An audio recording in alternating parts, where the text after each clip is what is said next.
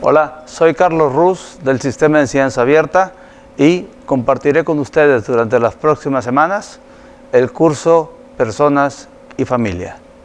¿De qué trata el curso de Derecho, Personas y Familias? Esencialmente trata sobre las relaciones y los vínculos jurídicos que se forman entre las personas de una familia, es decir, el asunto de filiación, padres, hijos, las relaciones que existen de parentesco, que tienen que ver en líneas rectas con abuelos, pero también en líneas laterales con hermanos, con tíos, con primos, y todo esto relacionado a un asunto patrimonial. Sucesiones que tienen que ver con los herederos legítimos o a través de herencias, que tienen que ver con formas de constituir familias, matrimonio, concubinato, y también las nuevas formas que tenemos con matrimonios del mismo sexo, que implica una realidad que existe en la Ciudad de México desde las reformas que se dieron en 2009 y que poco a poco el resto de los estados del país han estado realizando modificaciones a sus códigos de familia o código civil para reconocer este tipo de matrimonios. Cuando hablamos de matrimonios de personas del mismo sexo, cabría la interrogante de saber desde cuándo nosotros tenemos estas formas de vida y estos contratos, porque el matrimonio, al final de cuentas, está reconocido como un simple contrato. Si nos remontamos a lo que hacían los romanos reconocían dos formas de matrimonio. El matrimonio que tenía que ver con concubinato y el matrimonio que permitía la entrega de arras, es decir, la entrega de dinero. Los romanos reconocían los mismos derechos para el concubinato y que para el matrimonio que tenía que ver con arras. Es a raíz de que el Imperio Romano se convierte al cristianismo en la época de Constantino, cuando poco a poco la Iglesia empieza a generar una influencia en el derecho a tal grado de que se prohibió el concubinato. Pero vamos a aprender y vamos a reconocer que existen fuentes del derecho. Hay fuentes formales que tienen que ver con la ley, pero la ley no siempre está actualizada a los fenómenos sociales que ocurren. Y por eso hablamos que hay fuentes reales del derecho. Y estos son los fenómenos sociales que ocurren, y aunque no van de acuerdo al derecho, se terminan aceptando porque la sociedad reconoce estas formas. Debemos de pensar, y quiero citar a Rawls, el filósofo norteamericano de mediados del siglo pasado, que él decía que el legislador, al momento de establecer leyes, debe de entrar a legislar bajo un velo de ignorancia. Y el velo de ignorancia significa que debe dejar afuera toda la carga cultural que tiene y las preconcepciones de lo que es bueno y lo que es malo. Y el legislador se debe someter únicamente a regular los fenómenos sociales que ocurren. ¿Por qué digo esto? Porque si bien el concubinato durante la época del Imperio Romano no estaba permitido, no significaba que no se siguiera dando. Se sigue dando hasta nuestros días. Y si pensamos en las uniones homosexuales, que durante la época más cruda de la Iglesia, durante todo el medievo, estuvieron prohibidas, no significaba que no se siguieran dando. Así que el derecho debe de reconocer todas las formas en que la sociedad se comporta. Así el derecho de familia hoy reconoce matrimonios homosexuales, hoy reconoce el concubinato y poco a poco vamos ganando mayores espacios. Pero cabe la pregunta, ¿desde cuándo existen los matrimonios y desde cuándo se regulan? La verdad es que es una invención que no tiene mucho tiempo.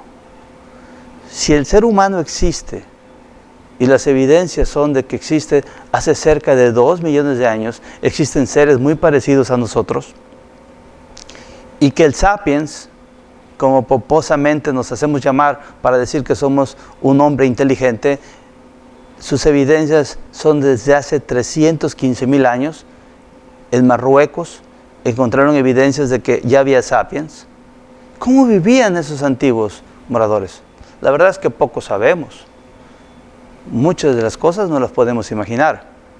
Engels, en su libro clásico de lo que es la familia, decía que las familias antes se conformaban en formas muy distintas. Y creo que tiene razón, y que las primeras sociedades humanas no reconocieron parejas de familias, sino familias grupales. Y a lo mejor nadie sabía de quién eran los hijos, y si pensamos que esto es posible, y algunas personas podrán decir, no, no es posible, habría que ver que todavía sociedades del siglo XIX mantenían uniones un poco raras, donde un grupo de hermanas o primas se casaba con otro grupo de hermanos o primos o amigos, y formaban matrimonios colectivos donde existían parejas entre todos. Estas formas de convivencia se dieron en las islas de Hawái, se dieron en el siglo XIX, y no habría que pensar que estamos tan alejados de que hoy existan formas de constituir familia de esa manera. Los mormones, todavía existen comunidades ortodoxas de mormones que un solo hombre tiene varias esposas. No están reconocidas esas formas, pero existen. Si pensamos al revés, en ciertas zonas de Mongolia, que por alguna razón existen pocos hombres, se forman matrimonios de una mujer con varios hombres, normalmente 2 hermanos o 2 primos. ¿Y el derecho debiera regular que no se dieran estas formas? ¿Debiera impedir el derecho que esto no exista? Yo creo que no. Yo creo que el derecho no se debiera de meter, porque lo que hace el derecho es regular lo que existe en la sociedad y generar una ley que le dé forma y regule las relaciones que se forman. ¿En qué le puede afectar a la sociedad que una persona decida formar matrimonios de 3 o de 4 personas? Sin embargo, hoy no se reconocen esas formas, y reconocemos únicamente matrimonios entre 2 personas. Reconocemos ya matrimonios entre personas del mismo sexo. Y reconocemos también que el concubinato tiene alcances muy similares al matrimonio. Y todo esto vamos a ver en el curso.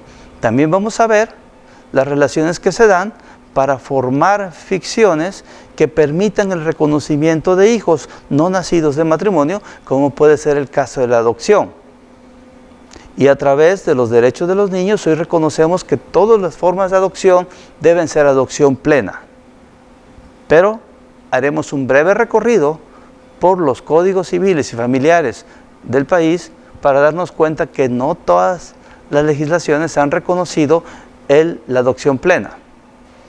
Veremos también las relaciones que se dan en las obligaciones alimentarias, padres e hijos, ¿sí? Abuelos, en línea recta y también colaterales, y veremos cuáles son los requisitos para que estas obligaciones alimentarias deban continuar aún después de la mayoría de edad. Y también veremos que es posible que los padres que caigan en necesidad pueden pedir alimentos a los hijos, pero también que alcanza para pedirlo a hermanos, a primos, a tíos, cuando no hubiera nadie más en la línea de parentesco. Analizaremos de igual manera el asunto del patrimonio familiar, aunque de manera breve, porque este es un tema que se debe ver en sucesiones, pero que forma parte del principio de derecho de familia. El curso en sí es un curso muy interesante que va a sentar las bases y el conocimiento de todas las relaciones de un derecho de familia que día a día va ocupando su propio espacio, porque es un derecho que está entre lo civil, entre lo particular y entre lo público, y que en él la autonomía de la voluntad no prevalece en el interés de proteger al núcleo familiar, a los menores y las relaciones que de ellos derivan. Bienvenidos al curso.